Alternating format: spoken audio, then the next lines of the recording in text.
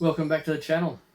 So I'm sitting inside the van as a sign of my desperation to be camping again, and there's not much I can do about it. It's the beginning of 2025 and the east coast of Australia has been getting hammered with whether it be tropical cyclones or just major downpours, and we're affected by that as well, so I can't go anywhere.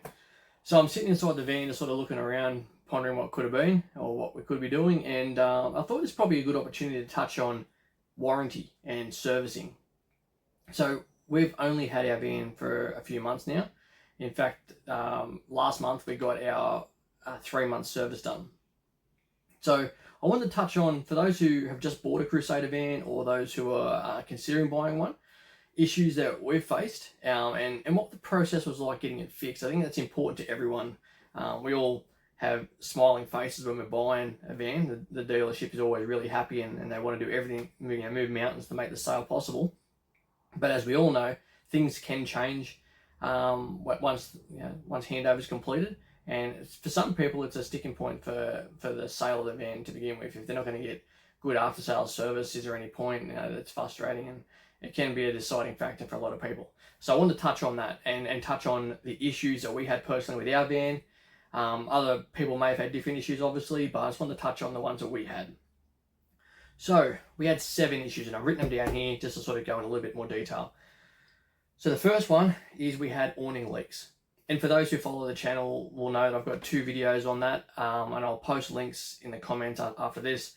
But basically, we had water leaking through the stitching. So that was at the end that joins to the van in the track, and at the barrel end outside as well. So it was a trial and error saga. But it turned out, like I said, water was leaking through the stitching, and it was a relatively easy fix. I just did it the long way trying to work it out.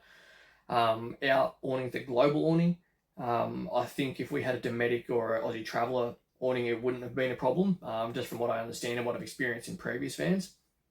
But Global come to the party. I contacted them about it, and Crusader as well, or our dealership, and they explained that it would be the stitching. And Global, they actually called me, which I didn't expect. After I just I jumped on their webpage and just sent an email. They called me and they asked a question about it, and they did say that they're rushing these awnings out. They normally give them about a 3-month wear-in period. They haven't been happening, so they're advising to wet the stitching, let it expand. Again, all the information in those other videos. But they also sent me out a stitching sealing kit, whatever it was. Either way, it's just like a silicone sort of seal that goes over the stitching and sets transparent. And it has worked. I don't have a problem at all with that at the moment. So it was an easy fix. It was just a time-consuming fix. The next issue we had was our fridge. So we have a 3-phase or 3-way fridge in the new Dometic, and it was throwing up an 08 error. So I contacted our dealership straight away about that, and a few questions were asked, but it turns out it was nothing to do with Crusader or with them. It was completely my doing. So the way our previous van was set up with our wiring diagram, it was slightly different to the way Crusader had it set up. And basically I had no 12-volt power to the fridge. So once I ran the 12-volt power to the plug and plugged it in, it fixed the issue. But it was something worth noting, and you can ask the question on any Crusader page or any page that runs the Dometic fridges. If you are having an issue and you fix the issue, you do have to reset the panel, so that you got the round control knob in the middle there. You just hold that down for about 3 seconds, and it resets the whole panel, and then double checks everything and works the way it should be working. So yeah, that was an easy fix, but again, it was more time consuming on my behalf because I had to try and diagnose what that issue was. But yeah, easy fix. The air conditioner had an 08 error. So what happened was, and again, for those who follow the channel will know we have 2 air conditioners in this unit, in this Caravan, and it was the second unit we had put in. So when we ran it, it came up just with a red 08 error. Air was still pumping out, but it wasn't cold. And when I done a bit of a Google search on that one, it turns out that I think it's to do with gas in the system and circulation. So I'd say what's probably happened is, because it's a new unit, I don't know if it was tested at factory or whatever, I don't know, but it wasn't running. I'd say it probably had an airlock in the gas line, I'm not a fridge mechanic, I don't really understand the ins and outs of that, but it appears to me that that's what it would be, something like, and that airlock stopped everything working right. Once I turned it off, I actually gave it overnight, come in the next day to turn it back on, and it worked fine. And I've run it a lot since then, no issues at all, so I don't have a problem with that at all now. And on that, I did contact the dealership again and said, what are your thoughts? And they did get back to me, so I mean, there's nothing on them at all. So they're the first 3 things that I had issues with that I had rectified straight away. The next 4 took a bit more work because it was either something I wasn't going to do myself, so I didn't want to avoid warranties, or I couldn't do myself. So those 4 things were, the first part was our black wrap vinyl or whatever it is around the van. So for those who know about the Crusaders, they know that where a standard van or a van from another make would have black checker plate around the perimeter of the van.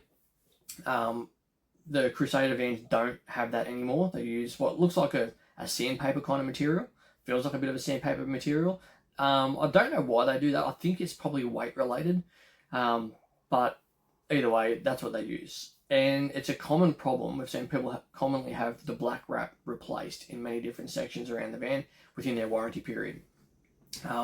Doesn't sit well with me. You don't want to be thinking about having to get that done every time you get a service done or some sort of warranty work. But it is what it is. That's what comes with the van. So knowing that it was an issue for other people, I was being a little bit picky and I was just checking everywhere for those bubbles, and we found some bubbles. So we contacted our dealership and they asked for photos of the affected area. And they also wanted to know from a bit of a distance photo where on the van this is located, which I found strange to begin with, but it makes sense because I don't want to have to replace the entire van's worth of wrap when it's only one small section. And it's applied in sections as well. So that's what they wanted to know with that. And when we took it in for the service, that was one of the first things that was fixed in that time. And it was done straight away without any real hassle. It's like they almost seen it coming. So that was done. Look, if I'm being picky, I'm not 100% happy with the way it's finished. I don't know if it'll clean up, with a good wash and whatnot, but the silicone that they put around the perimeter, around the wheel arch and whatnot, it's not as clean as factory. I don't expect it to be as clean as, I would like it to be as clean as factory, but this is done aftermarket, so after the walls and all the other parts of the van are put together and they're trying to fit it into those sections. So I'm realistic in understanding it won't necessarily look as good as brand new, but it would have been nice if it was. It's a warranty thing. You'd like to think that if you put something in for warranty, it comes back in the same condition you gave it, or better. So yeah, I guess it's a little bit disappointing, but again, I'm not unrealistic to the fact that things aren't fitted factory ways on warranty. But I'll be keeping an eye on the rest of the van, and if it means every 12 months or whatever it is I get that looked at, it does. I prefer not to, but it is what it is. The next thing was the kitchen bench not sitting down. Well, yeah, it wasn't sitting down. So in this van, we've got, in the Musketeer Empress, I think the same as the Prince, you've got a kitchen bench on either side. I'm sitting here looking at them now. On the right-hand side of the van, so on the off-awning side, that's where the washing machine goes. And what they've done is they've put 2 noggins in place that I think they were put in too high. So what that meant is that the kitchen bench was sitting on them noggins, pushing down the washing machine, which I think is the point, but it was too high and it wouldn't allow the rest of the kitchen bench to sit down around the frame, which was a concern. So, and also meant that you can't get the washing machine out to do warranty repairs or anything like that. You can't get it out, so it was a pain. So what I asked them to do was, have a look at that. And I spoke to the guy that would be doing the repairs when I dropped the van off, and he was pretty knowledgeable. He seemed pretty knowledgeable. And he's done his thing where, he said, I've got to knock about 5 mil off these noggins and drop it down, which is great. One thing I said to him I was concerned about is when that drops down, that'll probably disturb the silicone seal around the bench itself. So that will probably have to be redone. And it has disturbed it. They've pulled it down, but it's actually cracked the silicone. I'm considering just trying to put some white silicone in there myself, but also don't want to avoid warranties on it as well, so I'll have to look at that. But yeah, look, it can be done better. It should have been done better in my opinion, or even from factory, but it is what it is. That's what I had to get looked at, and that's the purpose of this video. Also on the washing machine, when we first got it, the door wouldn't, or when the door opened up all the way, the section of the washing machine that you pull out and put the detergent and stuff in wouldn't actually come out. So they've braced that. Well, no, they've twisted the washing machine slightly in there, put some packers down one side, allows it to clear that drawer to clear the door. I'm not upset with that. I think it's probably the only reasonable way that was going to be fixed. I just think it could have been installed better from the beginning, but that is what it is. The next thing we had was the table. The dining room table wouldn't lower enough. This was a major issue for me because I wasn't getting any love from the dealership at all on this. And I don't want to put all the blame on them. They were contacting Crusader on our behalf, but yeah, we weren't getting any love. They were saying, yeah, this is an aftermarket end on the lounge, and that's on us. And we argued, said, no, this isn't the way it is. You know, there's issues with this. We've gone the extra mile and tried to show exactly how it needs to be rectified, and they argued pretty much right up to the last bit. But they did fix it. It is fixed. So what they had to do is take a slither off the outside of the footrest here, footrest area, and that way the table could actually lower down, not foul out on that part, and then we can put the tick cushion on top and create that extra bed. The whole reason why we ordered the extra cushion. Just a little bit disappointed that we had to go through that process of back and forth to get it rectified, but it is rectified, so that's good. And the last thing we had issue with was only a very small thing, but it was the shower door. It didn't have a lock. It wasn't a completed lock. So you could open the door by turning the little knob and release the door. But when you're in there, you only had an exposed screw. I think what happened was at factory, they only had half a unit. They put it on there to get it, get the process moving, but they didn't go back to it to fix the issue. So that was a problem, but it was a really easy fix. They only had to order a new knob and have it installed. It's in there now, so on the inside of the shower, we can latch and unlatch the shower door. Pretty simple stuff. So now what I want to touch on is service pricing, and where you get it done at.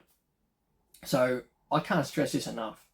Search, Google search, get on the phone. From what I've seen, the prices for your services vary depending on where you go. And when I say vary, I mean vary a lot. Our first service was, I think from memory, it was $400, right? So that was a 3-month service that they just do quick checks, and it looked like they checked everything. I could see all the cupboard doors were moved, and things weren't as I left them, which means that they were checked, which is good. That's exactly what you want from your first service, just to make sure things are, cupboard doors are closing and latching and things like that. That's really good, and that's what I wanted to have done.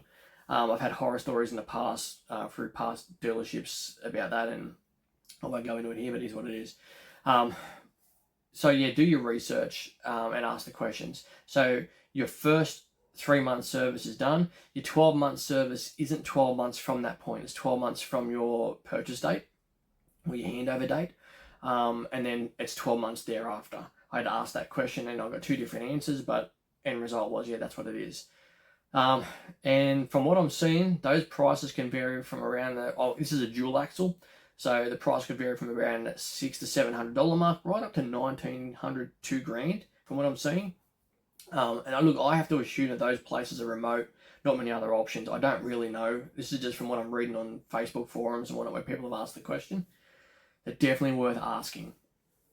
And the next part I want to touch on is do your research. Look at Google reviews or whatever the case is about the place you're going to go to. I don't want to name the name of the place we went to.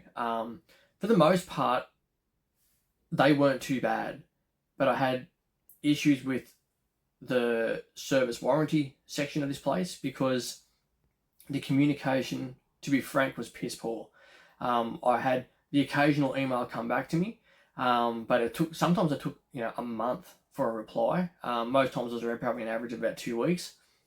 And then I get a flurry of replies and then nothing again. I understand if they don't have the answer straight away. But at least reply back and say, not sure, we'll get back to you soon. That doesn't know. It's like the message wasn't even sent through. And then when I got down there to get it done, they only had 1 item, not 4 on their list. They asked about the other 3, and I explained it was on the first email I sent through, and they denied even receiving it. Thankfully, I had my phone on me with my emails, and I could show them where I sent it, and the email address I sent it to, and I actually even had replies after that date that they replied to that email, but they still denied receiving it. So, look, its location isn't very good for us, but that's not the reason I'm not going there. I just don't want to deal with that again in 12 months' time. It was an absolute headache, to be honest. And I think, again, on the situation with the table not being able to lower down, I could see that they asked Crusader the question. Crusader come back with their answer because they snipped the answer and sent it to me, which is fine. But it's really, you really hope that your dealership would be the middleman for you. You wouldn't want to hope that you have to do all the legwork and forcing the issue and trying to get the issue resolved. You'd hope that they'd represent you, because it's not on them. It's not the dealership's fault that the van come back with issues. But you want your dealership to say, hey, you've given our customer this, we want this fixed, and not just say, no, they said no, and then wipe their hands of it. So do your research. I'm going to go more local. I've done some research on some more local places to the Newcastle, Hunter Valley area, and I'm going to be trying there. And from what I've seen in some reviews, they're actually quite good.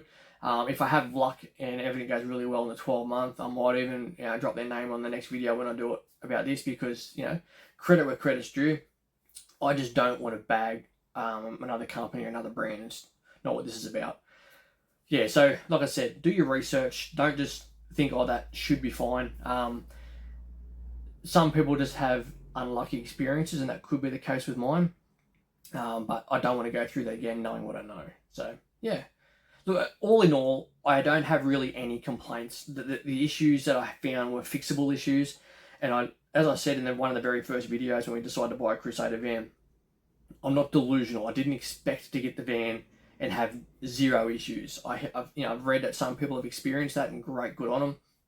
I might be picky, but when you spend what we've spent on a van and you're probably doing the exact same thing, you want to make sure that you're getting the right thing. You wouldn't want to buy a house and have chips all through one of your walls or whatever. You want it. You're buying a house or you're buying a van, you want it right for what you paid for. And I don't think there's anything wrong with asking for that to be rectified. But yeah, overall, I don't really have any complaints with the Crusader. I'm actually really happy with it, to be honest. I think the issues we've found could happen to anyone, anywhere, anytime. Just sitting here looking around at it now, the only thing I'm angry about is I'm not out in it camping. It's a beautiful van, and I don't have any dramas, really. Yes, anyway, that's the end of the video. Like I said, I think the biggest rule out of this was double check everything. Do your research, and if you're not happy with an answer, don't hesitate to go back to them and say, no, this isn't right. If you know you're right, you're the customer. You've got the right to ask the question again and again. Get a second opinion if you need to. But yeah, that's where we're at. So yeah, until the next video, safe travels.